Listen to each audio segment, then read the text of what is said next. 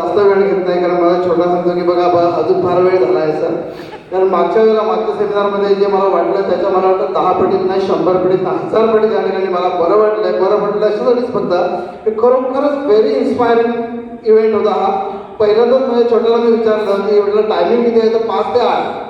मी त्याला एकट्यालाच पाठवणार होतो, पण इथे तर मी पाहतो होता 8:30 जवळ होत आले. मला कळलंही नाही का वेळ कसा गेला. एक ठिकाणी मी या सेमिनारच्या मी एक वाक्य नक्कीच सांगेन की या ठिकाणी जेवढे पण इकडे जगत जे ते दाखवले, जेवढे पण जगत जे दाखवले त्यांच्यामध्ये एक वेगळ्या पद्धतीची प्रॅक्टिस होती, कंटिन्युटी होती. आणि ही कंटिन्युटी मी असं सांगेन की या ठिकाणी सावंत सरांच्या मध्ये आहे. डेफिनेटली यांच्या पुढच्या लाईफमध्ये मला इतका आनंद वाटतोय, कारण मला आता माझा छोटा किंवा बाबा बोलू नका, नाही तर मी जास्त वेळ घेतील. म्हटलं नाही बोलणार, मी 2च मिनिटं बोलायची असते तर 10 नका तरी पण बोलताय. हा म्हटलं ठीक आहे, हरकत नाही. आता सरांनी डीपी सरांनी सांगितलं त्यामुळे मला इथे यावं लागलं. आता पहिल्यापासून मलाही तशा पद्धतीची आवड आहे म्हणून सांगते सुद्धा की खरोखर शिवाजीराजे भोसलेचा एक प्रोग्राम ऐकला होता. अगदी मला आवर्जून त्या गोष्टीची आठवण झाली. आणि मला वाटतं लाईफमधला हा जो एक इव्हेंट आहे माझ्यासाठी व्हेरी लकी इव्हेंट आहे की ज्या ठिकाणी मी सरांच्या या ठिकाणी 3 तासाचा एक सेमिनार अटेंड केलेला आहे.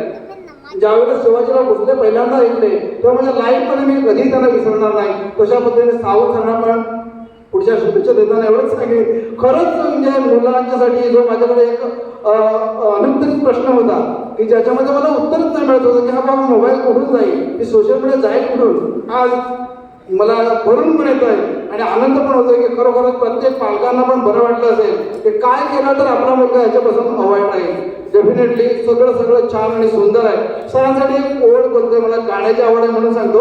ते कोल्हापूरमधून आले, त्यांच्याच कडचं गाणं आहे मोहित्यांची मंजुळा. एक लाईन फक्त, हा स्वरा फक्त एक लाईन. अखेरचा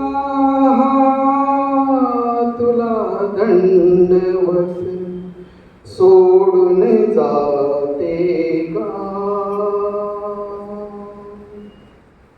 दरी दरीतून मावळे देवा, दरी दरीतून मावळे देवा, देऊळ सोडून धाव रे,